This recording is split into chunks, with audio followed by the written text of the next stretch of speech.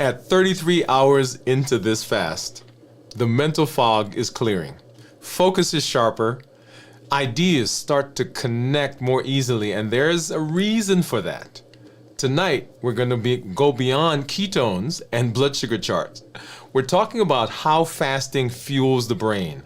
We're tapping into the domain of intellectual health and showing how the choices you make every day during the fast, what you read, what you watch, what you think about can either amplify or sabotage your progress.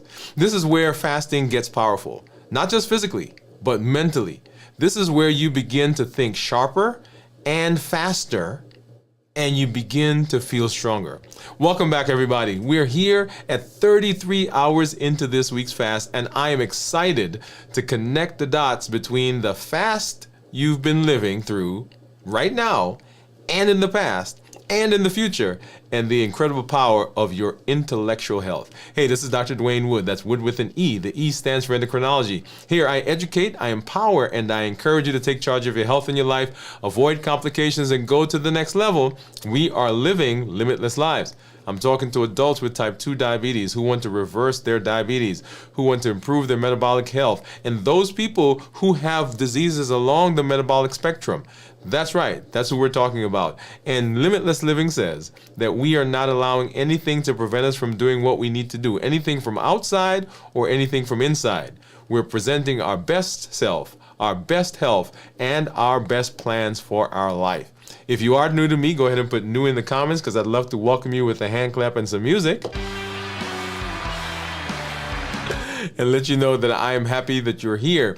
If you have questions, go ahead and drop those in the chat, in the comments, and make sure you put a Q in front of it because I'd love to get to those and answer them as we move throughout our space and our episode tonight. We're talking about feeding your mind and how that can actually support your fast and your healing. Let's dive in. Before we do that, we've got some community members that I see out there. If you've been with us, you know how we do. If you're not, you'll get to learn.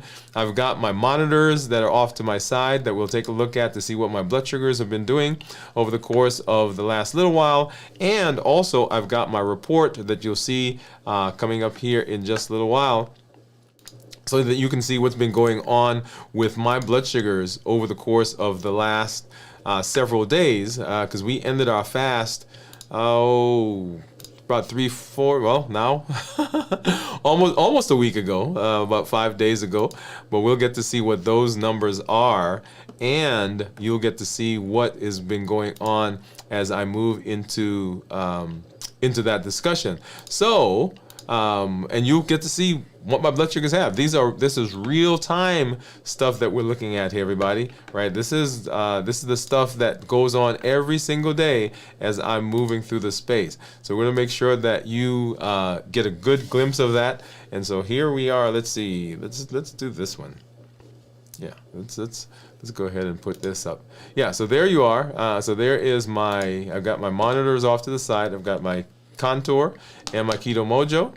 And then you'll see my report. That's my Dexcom Clarity report that you see right below me that we'll take a look at here in just a little bit. As a matter of fact, why don't we go ahead and let's do that right now. Okay, let's do that right now.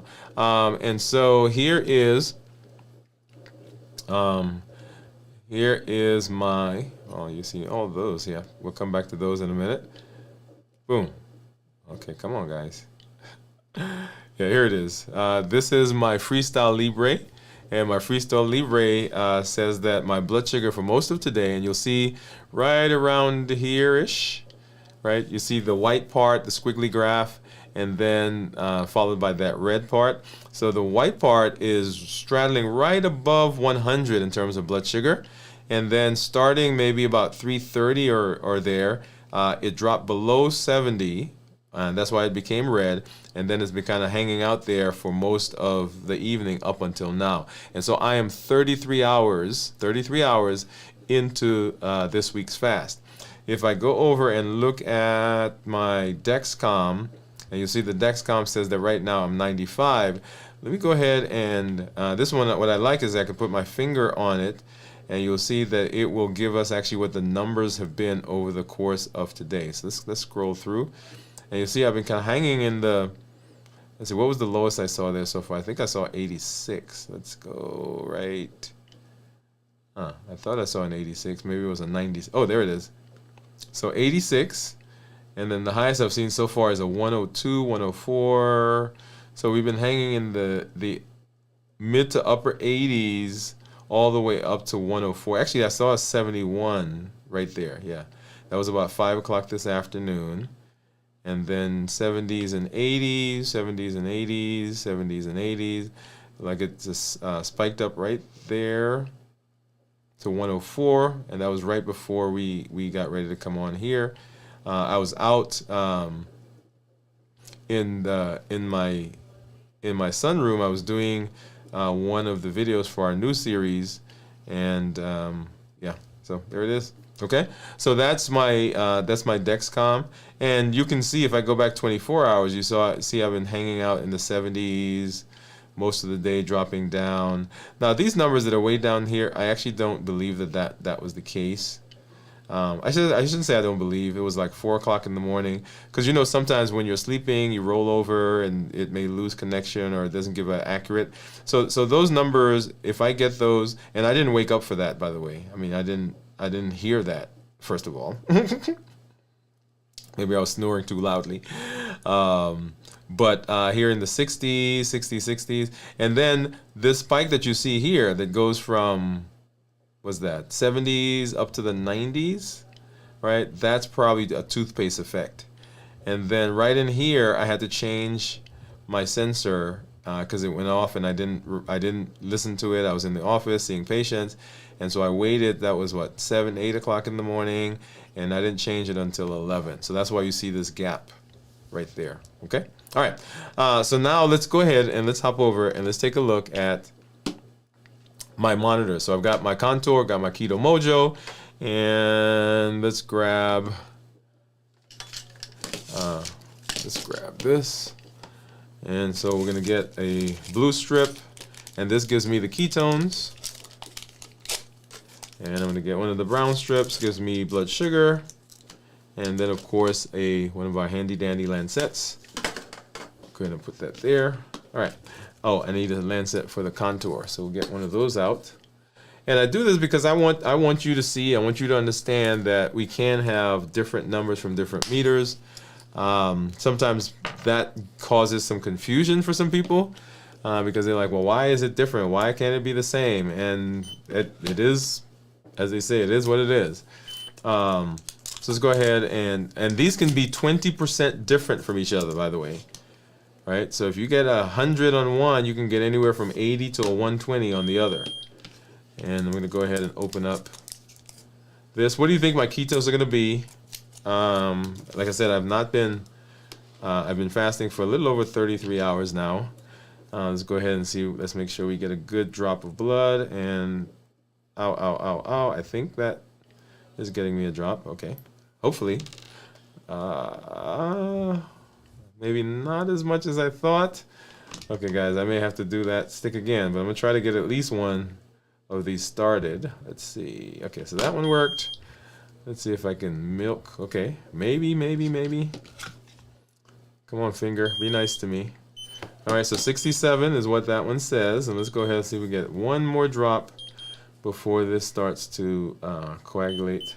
So 65, 67, and then on the screen, you'll see that my Dexcom says 94. So now let's go ahead and grab a ketone strip, get that in, and get that started. All right, there we are. Okay, and so we'll just go ahead and we'll look at this together as that comes up. Like I said, a little over 33 hours of fasting. Boom, boom, boom, and okay, 1.0. Oh, you didn't see that, did you? Yeah, 1.0 is what it says. And let's go ahead and grab our, let's go back here, and I'm going to pull up my Keto Mojo app. Go ahead and get that synced so we can get that in. I'll get those over here. All right. So 1.0, 0.5, less than 0.5 considered normal, 0.5 to 1.5 considered nutritional ketosis, and then of course higher than 0.5 is considered a therapeutic ketosis, and there we are, 1.0. Let me do this one.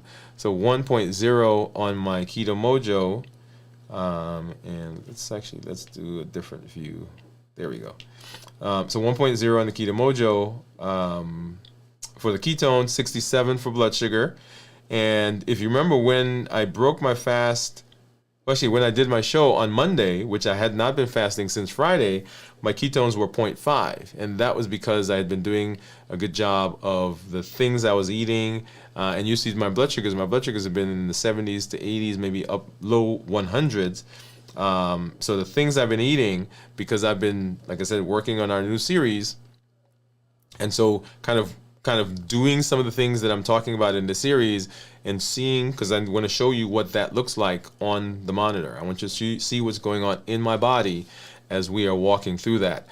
Good place, by the way, to give a plug. If you've not been with us on our 100-day walk to consistency, man, you want to make sure that you get there. All of those videos, 100 videos, right? We've been walking since January. 100 videos are there.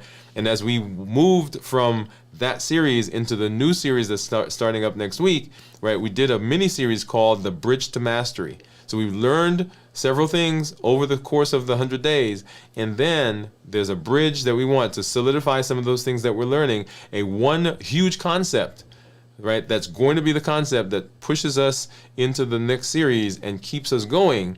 You want to make sure that you get there and watch that, and then join us as we talk about strength, strategy, and mastery, and mindset. Strength, strategy, and mindset as we move into the new series. So good plug for there.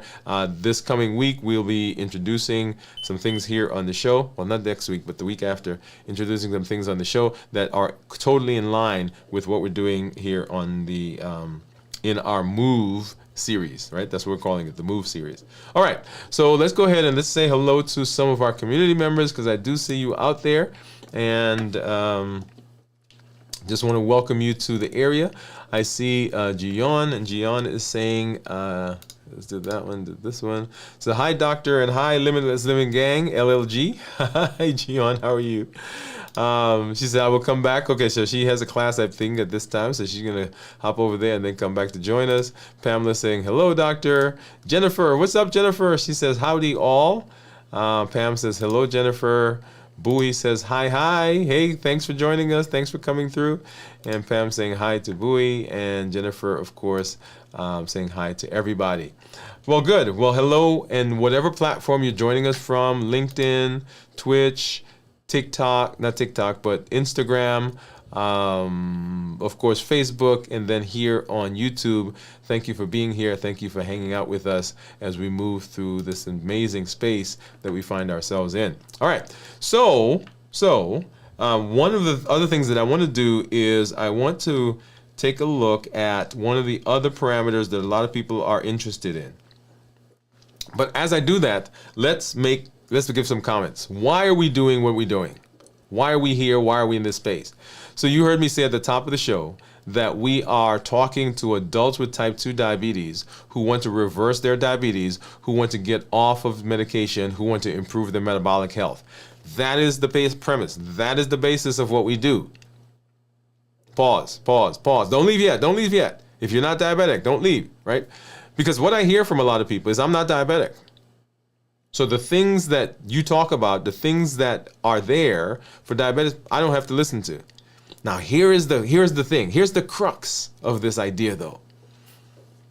Diabetes is an extreme form of diseases along what we call the metabolic spectrum. Right? You know what the spectrum is? That is that there are things along that spectrum, along that pathway, that ultimately lead to diabetes or are associated with diabetes or have similar features to diabetes. And so if we can, and those things are things like high blood pressure, high cholesterol, fatty liver, polycystic ovarian syndrome, obesity, being overweight, pre-diabetes, and we can go on and on and on. All of those, coronary artery disease, being predisposed to heart attack and stroke and peripheral artery disease, a microvascular disease of the brain, and what they're now terming type 3 diabetes, right? So that's what we're calling it. Not officially named yet, but that's what it is. And that is dementia.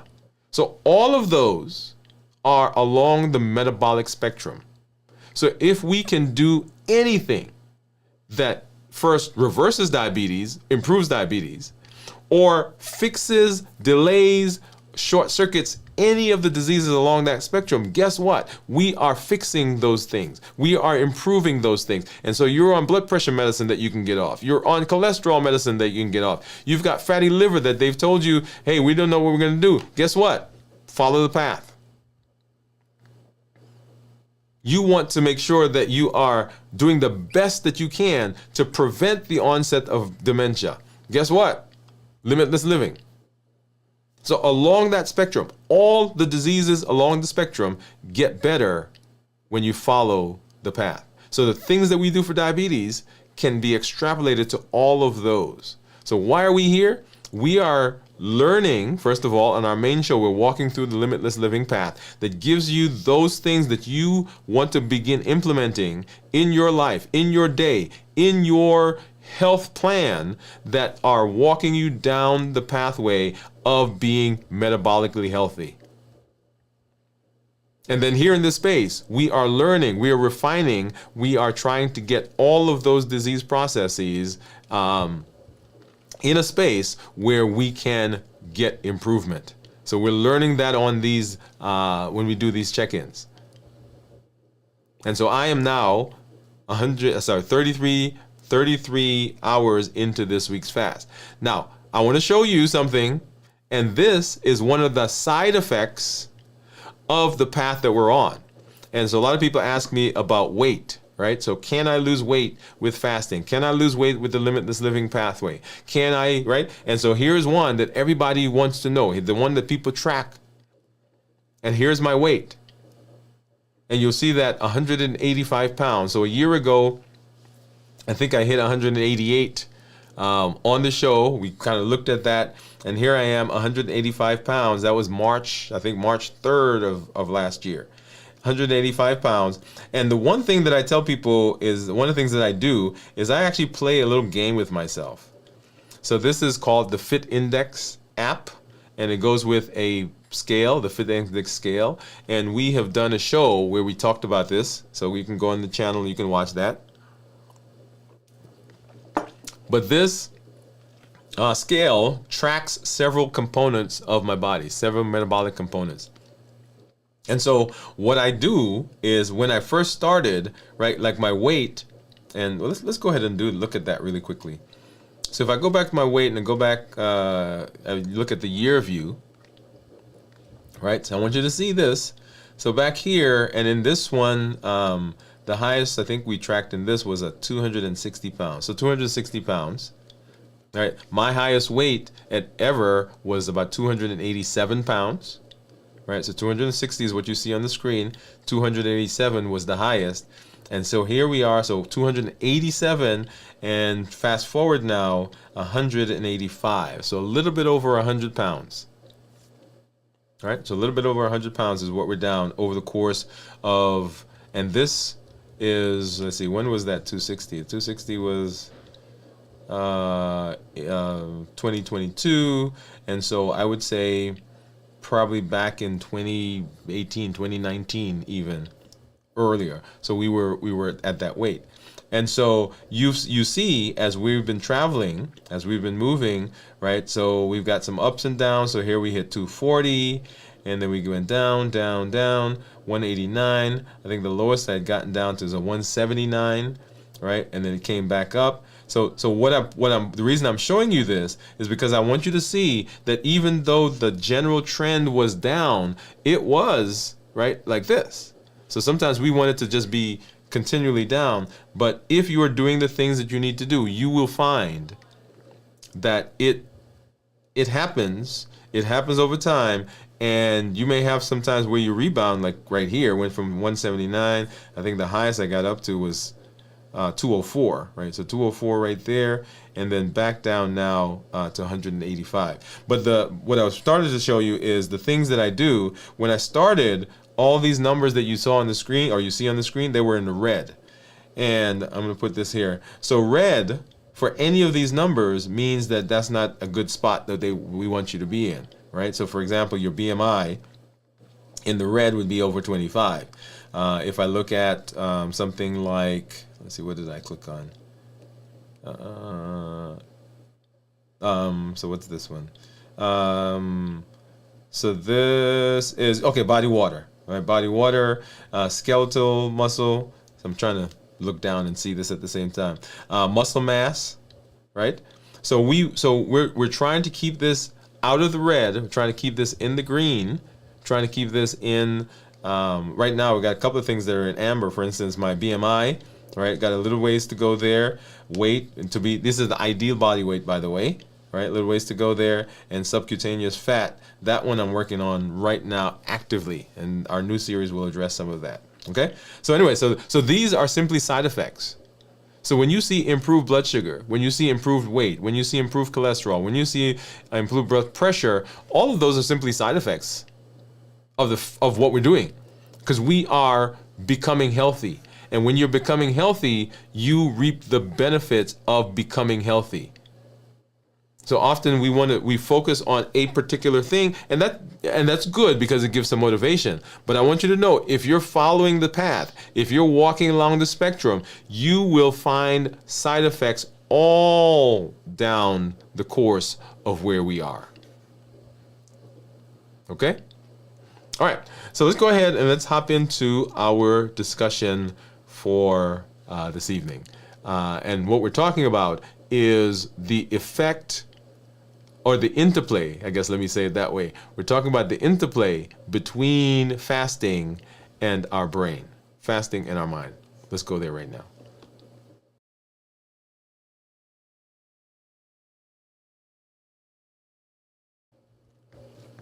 All right, so we're talking about thinking sharper, fasting stronger, right? So we're unlocking our inner focus at 33 hours.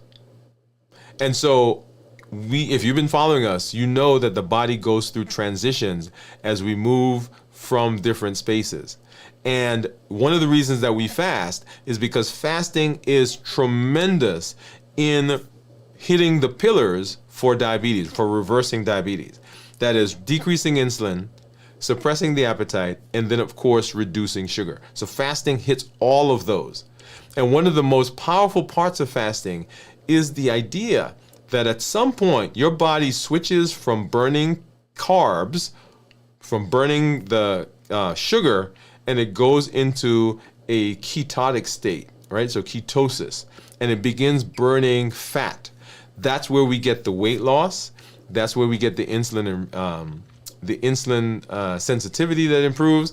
That's where we're able to begin minimizing the amount of medications that we're on, because our body, not only is it burning the fat, so weight's going down, it's using the fat as energy, but that energy that it's using is a clean source of energy. And that source of energy has consequences down the road that are beneficial to us. And so we've been walking through the domains of health. And we did our the final domain, which was our intellectual health, on our past during this past Dwain Woode MD Live. And you'll recall when we talk about the domains of health, right? We're talking about that intellectual health. And so we talked about what intellectual health is. We're not talking about how smart you are. We're not talking about you being a genius. What we're talking about is, have you been doing the things, and are you putting yourself in a place where you can learn, absorb, understand how your body works? Because if you're going to make choices about what to eat, how to eat, when to eat, how to exercise, what you do in your body, you want to make sure that you understand it. And that all has to do with your intellectual health. So one of the questions that we can ask is, as we're moving through the metabolic space, as we're improving, as we're burning calories, as we're burning sugar, and we move from burning sugar to burning fat, and we get those ketones, what happens to the ketones? What happens to the brain? And so we know, we've talked before, that beta hydroxybutyrate is the hormone or the ketone that the brain likes. It likes to absorb that.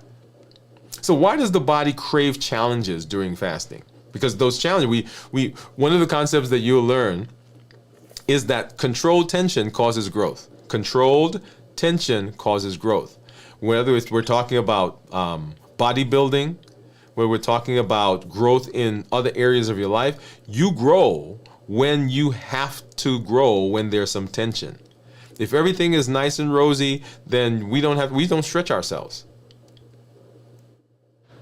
So during fasting, why does the brain want that? Why does it need it? Well, at 33 hours into the fast, the body is already shifting gears, right? So we said 24 to 36 hours is when glycogen is going away and the body is now burning calories. You're literally running on ketones.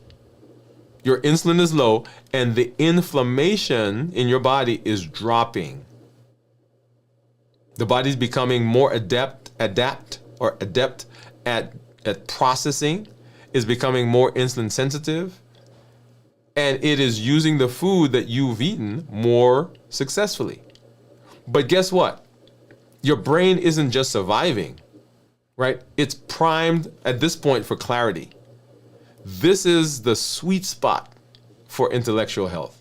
Ketones are neuroprotective. That means they protect the brain.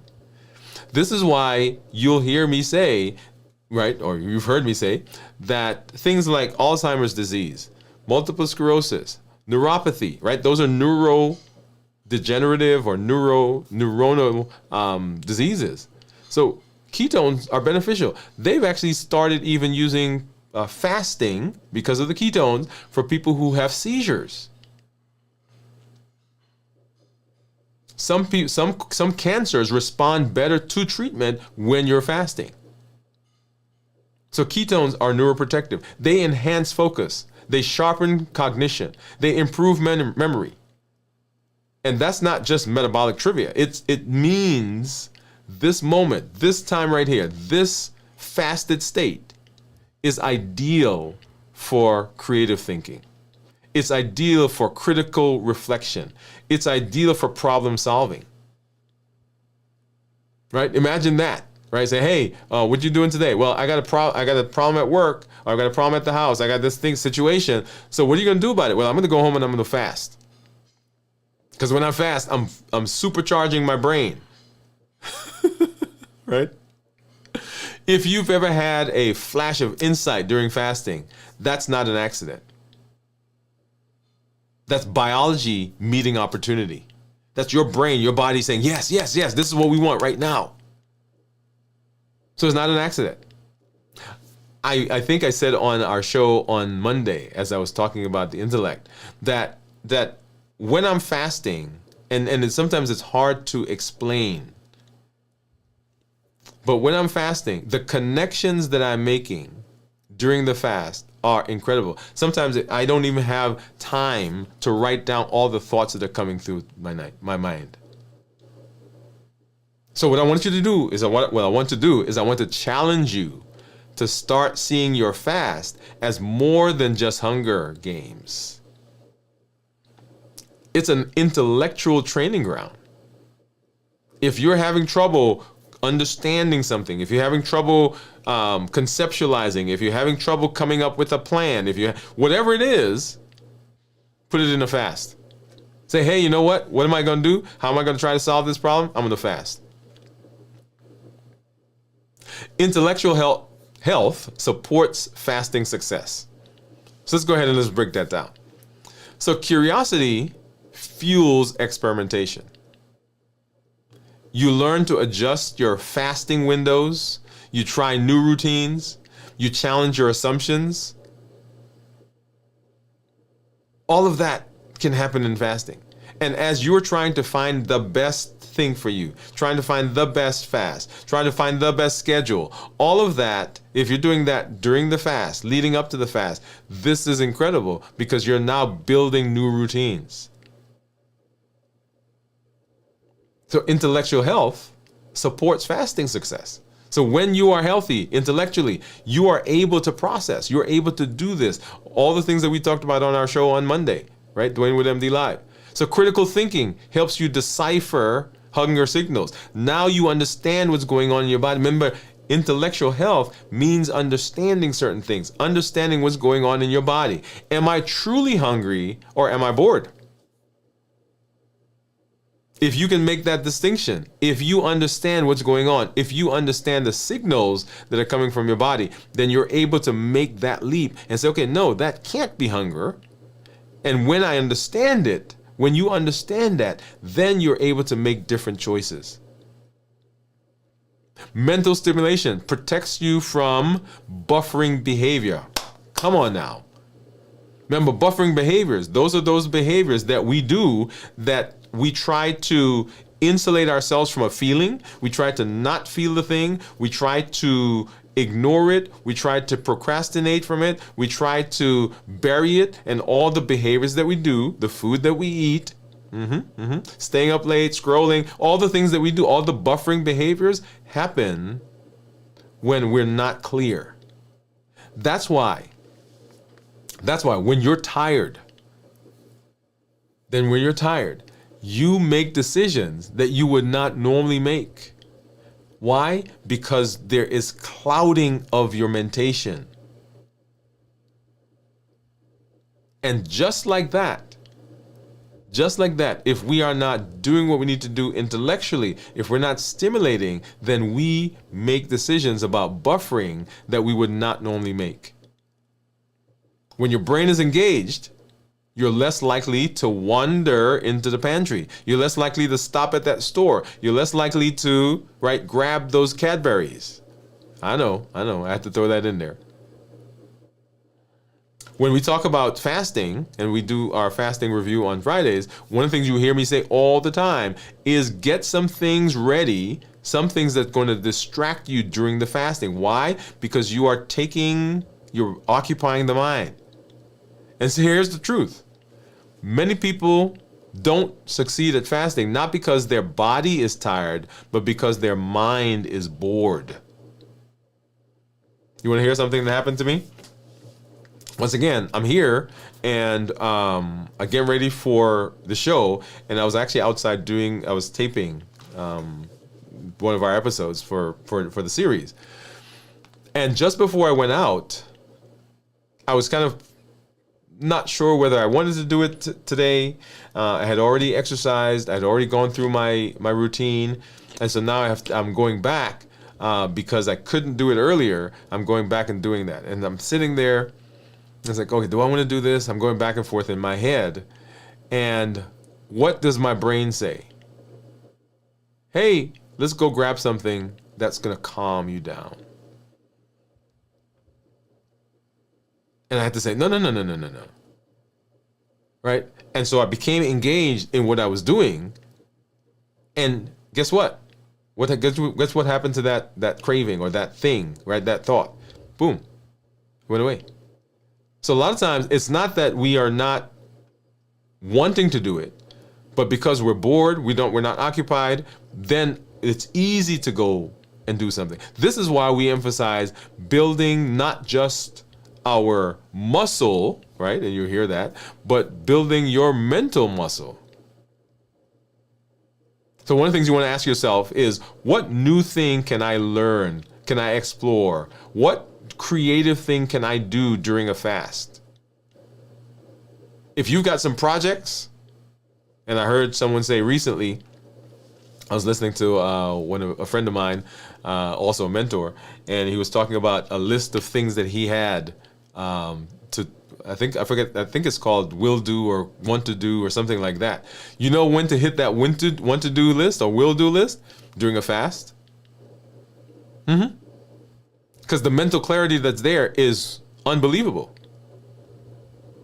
Where your mind goes, your body will follow.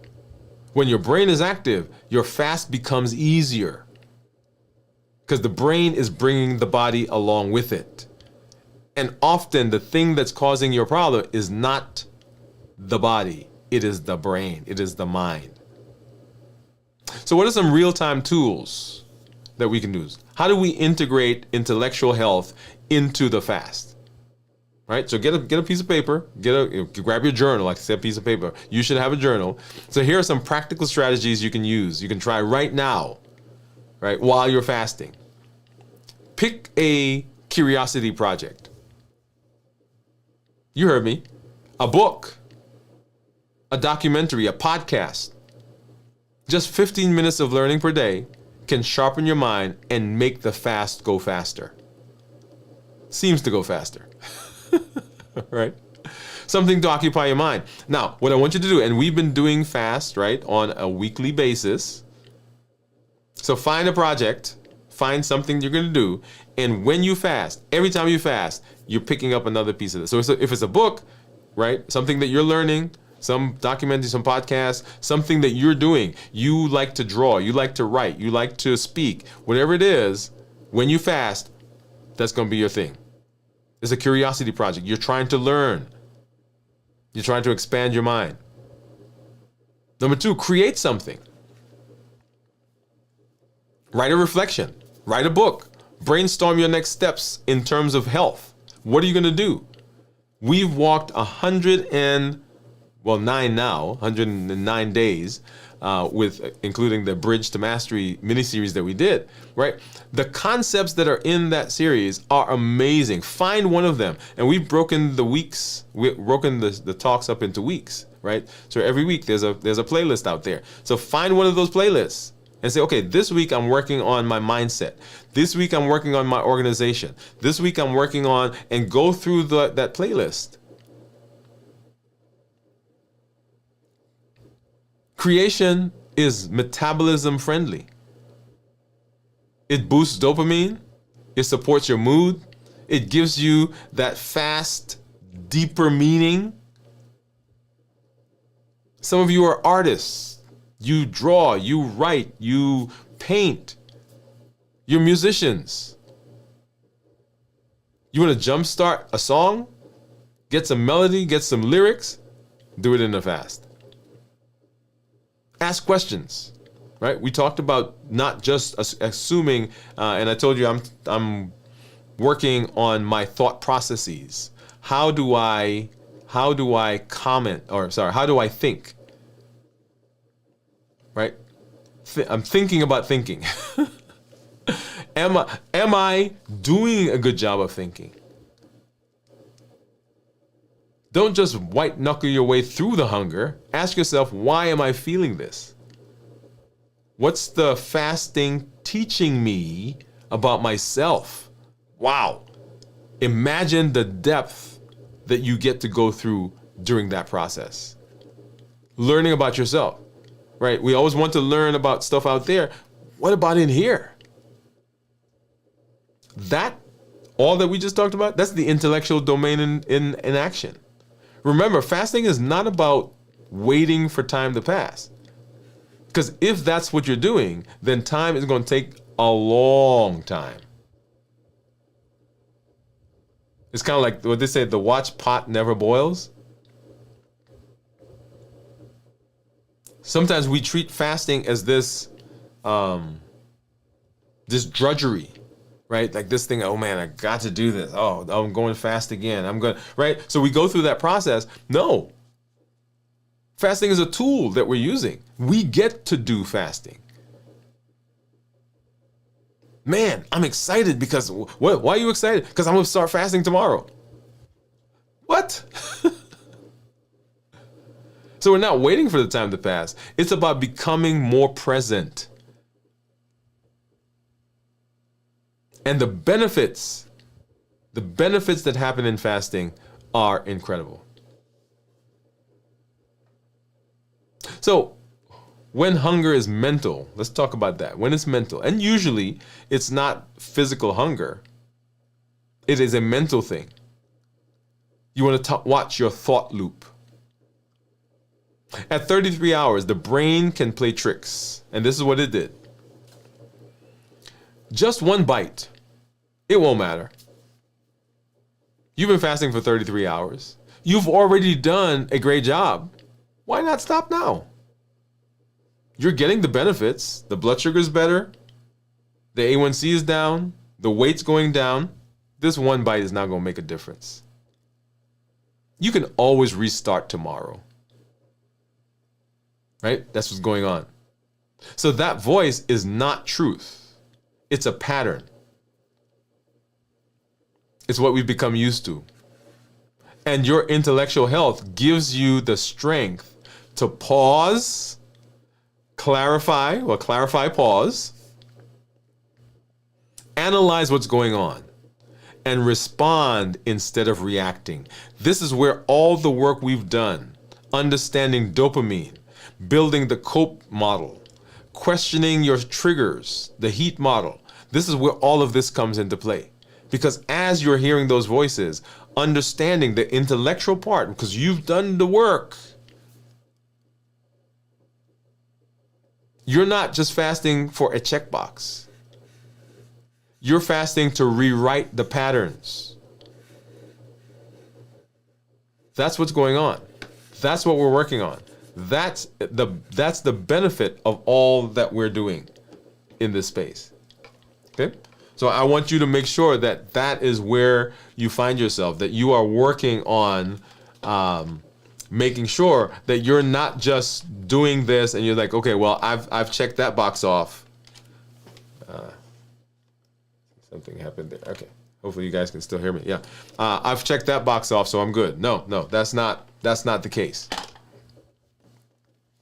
Right? So you want to make sure that you are not just doing that because, hey, right? And as you hear me say often, fasting is more, much more than just not eating.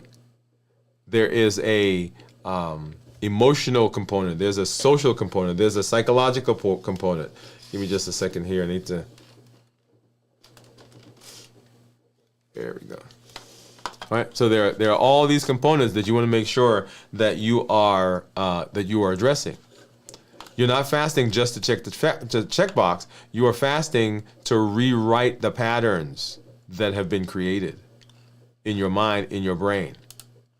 Okay. So let's go ahead and let's do that together. All right, I'm having our computers, something's going on in the area, and I think it's messing up a few things here, but that's okay. All right. So pick a curiosity project, work on something, create something, ask questions, and understand that this is not just by chance, because we're taking charge now of all of our behaviors and our actions. So emotional, I shouldn't say emotional, but self-efficacy is the belief and is the evidence-based belief that my decisions and my behavior can ultimately, and my consistency, by the way, can ultimately chart the course for my life and for my success. Whether it's metabolism, whether it's weight, it's blood sugar, whatever it is, self-efficacy says that I believe in my ability to chart the course. That's what limitless living says. That it is our responsibility. I have the ability. I have unlimited potential to make those choices. So you're fasting to reclaim your power over your body and your brain. We did a show several weeks ago. It's called How to Trust. Learn to trust your body again. Many of us don't trust it because we've had all these issues. We've had heart attacks and strokes, and we can't move certain things because of different disease processes that are going on. And our body's telling us we're hungry, and we don't know what to believe. So we don't trust our body. But you're reclaiming the power over your body. You're reclaiming the power of your brain. I'm not going to just let my brain tell me to do something. I've got to understand what's going on so that I can make an intelligent decision. So tonight, we want to use this space to get curious, not judgmental. Investigate what comes up and let that be the fuel for your next breakthrough. In fasting. This is what fasting does. You're not just fasting You are growing. Fasting isn't about shutting down. It's about turning on. When you're 33 hours into a fast, your body is aligned. Right? Let your mind become aligned as well. Feed it with new thoughts. Challenge it with new perspectives. Trust that your hunger is temporary, but your growth that you're having is permanent. Oh, man, you got to join our new series. You make sure that you are there. If you take nothing else from tonight, I want you to remember this, that your mind is the most powerful metabolic organ. You thought it was your pancreas. You thought it was your liver. You thought it was your bone. No, your mind is the most powerful metabolic organ. Treat it like it matters. Fuel it. Stretch it. And you will see that it doesn't just support the fast. It transforms your future. Amazing things happen when we fast. We improve our metabolism. We improve our insulin sensitivity. We lose weight. We can begin reversing blood pressure, high cholesterol, fatty liver. We can also supercharge our brain, our mind, and supercharge those things around us simply because we are fasting, and the fasting supercharges our intellect. This is the power when fasting combines with your intellect. Feed your brain, feed your mind, feed your fast, and stimulate your brain and help it to grow. And that's our conversation right now.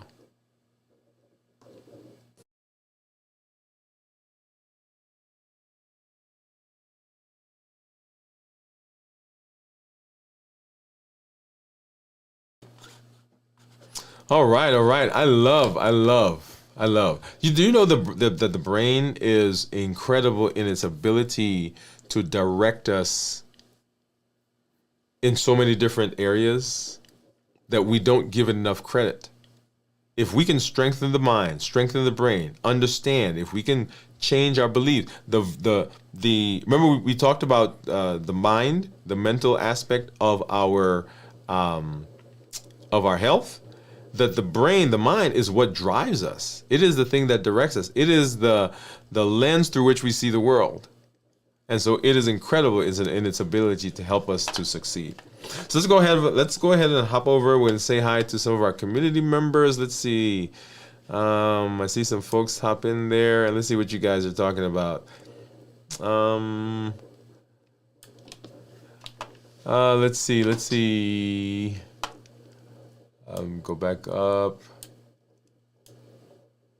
Okay. Well, let me see. Let me go back up because you guys are having a good conversation in there. So Jennifer says, "Howdy, Steve. Jennifer, I've planted some green beans and tomatoes in my garden this week." Pamela said, "Proud of you. I'm gonna be like you when I grow up." Hope you're trying to be like you as I. Nope, I'm trying to be like you when I grow up. Okay. Jennifer's responding to Steve says, awesome. I have a few tomatoes out, radishes, onions, broccoli, cauliflower, Brussels sprouts. Wow, Jennifer, that's a lot of stuff. Last year was the first year for Brussels sprouts. I didn't know I liked them. What type of tomatoes? Cherokee, purple. And so we're talking about all the stuff that's in Jennifer's garden there.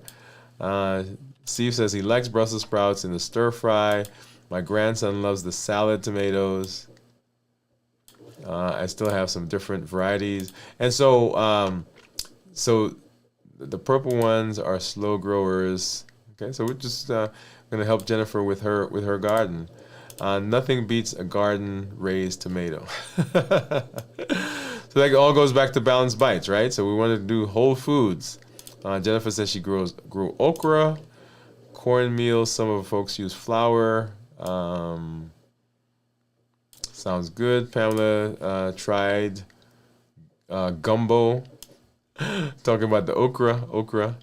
So neighbor fries from Mississippi. I took a bunch and picked them. Okay, so we're talking about what's going on there. And so, hey, yeah, Jennifer says she needs a recipe. I will find one for you. Smoking and grilling with Ab. Awesome. All right, so this is a great place to talk about balanced bites, right? So as you guys are talking about growing and talking about the things that we're eating, remember a part of our limitless living has to do with the things that we eat. So we're talking about walking, we're talking about fasting, we're talking about, well, balanced bites tells us what do we eat when we are not fasting. In those times when you're eating, in your eating window, what are the things that you're eating? And that all comes from our balanced bites. You remember, our balanced bite says that we're eating whole foods, we're minimizing processed foods, no added sugar, lean protein and healthy fats, starchy and non-starchy vegetables, tasty and flavorful, and we want to make sure that we have good portion control. Because often it's not that people are eating the wrong things, but they might be eating too much of the right thing. So that they're go to a restaurant or even at the house. I was talking to someone actually in the office today, and we were talking about this very fact that that when you eat, if you're not careful, right, you will eat so quickly that the brain never gets a signal or doesn't get a signal in time that you're full, and so you end up eating 2-3 times the things that you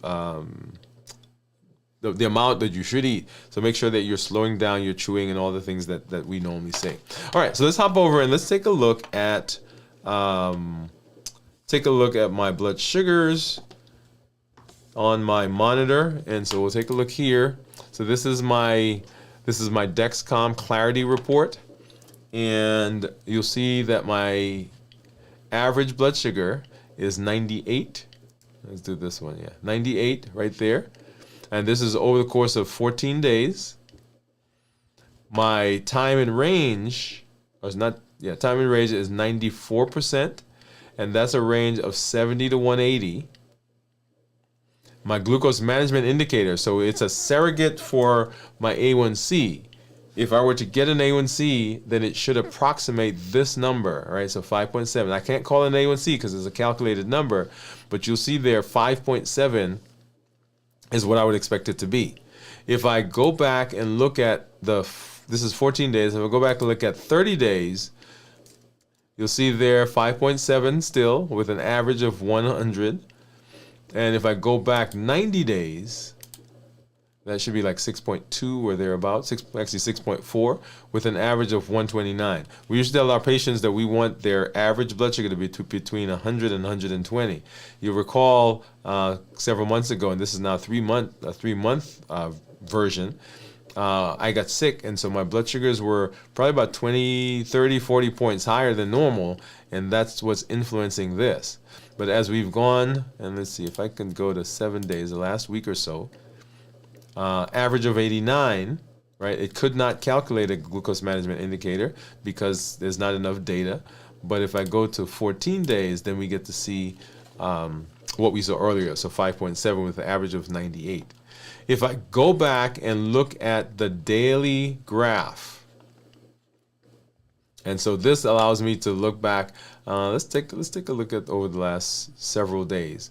So here's where I am. Here's where I was today. And here at 33 hours, and we kind of looked at part of this when we looked at my monitor, my Dexcom, and you see there that my blood sugars have been ranging, at least for the afternoon, and right here you see that gap because that's when I changed or put on a new sensor. And you see my blood sugars range from the upper 80s to the low 100s over the course of the afternoon. In the morning, right before I had to change, you'll see that several times we dipped below 100. I was telling someone today that when I work out, then my blood sugar will start dropping from the time I start working out. I'm trying to find that. From the time I start working out, it will continue to go down, down, down into the low into some of these lower numbers, right, overnight. So yesterday I was in the 70s and 80s, right? So we were working out, me and my son were working out right in here somewhere, and those numbers start going down, and so you see that culminated in those low blood sugars overnight. Some of those I actually don't believe that they were that low, but hey, there's the data. So 80s and 90s earlier, that was yesterday. So yesterday, I think the highest I got up to was like 108. And I started the fast yesterday right around here. So I was 76 yesterday when I started the fast. And then this was when we did our show on Monday. And those are the same numbers that we saw there, 80s, 90s. I think that day the highest I got was maybe a 102. And then going backwards, looking at numbers further back on Sunday, up to 120s, 130s. And so I broke the fast on Friday, and so Saturday, Sunday was eating, and so got up to 134 there. I think that was the highest on that day. When I broke the fast, when was that? Right in here somewhere. When I broke the fast, and we did salad, and we did what did I do? Salad and nuts, salad and mixed nuts, and the highest that we got over the course of the next several hours after that meal was here. We got up to about 111, and then overnight, right, we spiked up to about 117, and then kind of maintained much of that throughout most of the day. Until, I do one meal a day, and then until right in the afternoon, we were 116 or thereabouts, and just kind of maintained that number. So over the course of the last several days, 3, 4, 5, 6 days maybe, blood sugars, I think the highest we got up was to 130. And one point that I want to make there is that what you're seeing, is a function of what I am doing to improve my metabolism, right? So we will talk to you about a new concept, well, not new concept, a concept that we have, Limitless Living Health Action Plan, the Limitless Living Health Action Plan. And it incorporates the things that we're going to say, hey, this is what you need to be doing if you want to get these kinds of numbers. If you want to get an improvement in your A1C, want to get improvement in your weight, want to get an improvement in your cholesterol and blood pressure, right? So let's walk through that path together, the Limitless Living Action Plan. So make sure that you come and you join us for that. When we talk about our intellect, remember that our intellect is what ultimately drives, right? Because that's here, that ultimately drives what we do. It drives how we see the world. It drives our interpretation of the things that happen. The interpretations lead to a feeling. The feeling leads to an emotion, or the emotion leads to a feeling. That drives our behavior. Our behavior drives our actions, and our actions ultimately leads to the benefit and or not benefit that we get. So everything hinges on making sure that intellectually we are where we need to be. And so our Triple E formula for success addresses that. We educate. We make sure that you're understanding how your body works. We're looking at it from different ways. We're looking at the mindset that we have as we walk through the path of consistency, 100-day walk to consistency. When we start our new series on strength, strategy, and mindset, all of that is helping to create a structure so that you can be successful. All you have to do is plug in and follow the path. So we educate. We go from a fixed mindset to a growth mindset. We grow from a posture of failure to self-efficacy. We go from a posture of, I can't do this, it never works out, to being resilient, to being flexible, to understand how we can position ourselves as best to be successful. And our intellect is very important. So we educate, we empower, and we empower with the tools, right? So the walking that we're doing in the morning, the balanced bites that we're doing, the fasting that we're doing, all of those are tools. In our community, there are tools that we are posting there so that you can begin processing and applying the things that we're learning. Because this is all theory until you infuse it with your action. It's in a video, it's in your journal, it's on the shelf. But until you infuse your action into it, all it is theory. It comes to life. You give it power when you begin acting on it. So the power comes with the tools that we're learning. And then we encourage with the community that you are part of, the people who are around that will help to pull you, push you, support you, help you moving up. All of that happens. One of the concepts that I was teaching my son as we are beginning to work on toning our body, right, and becoming more healthy, is this idea that for our muscles, when you're lifting, right, when a muscle becomes fatigued, it recruits other muscles. Come on. I want you to get that, right? When that muscle becomes fatigued, it goes and it recruits other muscles in the area to help. The muscles do that. And we do that as well. We can do that as well. And that happens in community. I am so excited that you are here. Always glad that I'm in this space to hang out with you. And always understanding that we are in this together, that we're working together, we're growing together, we improve together, and we can be successful together. We'll be back tomorrow as we do our check-in as we move further into our 72-hour check-in. We'll be back on Friday as we do our complete review. On Saturday night, we'll be here for Video from the Vault, and then on Sunday for This Week in Review. We'll be back right here, Dwain Woode MD Live, Monday at 7 p.m. Central as we continue our path down limitless living. Limitless living says, we're not allowing anything to prevent us from doing what we need to do to be successful. We're breaking free from the boundaries. We're breaking free from the obstacles. We're breaking free from those constraints. And we're presenting our best self, our best health, and our best plans for our life. We'll see you at our next episode. Live limitlessly. Until then, good night, everybody.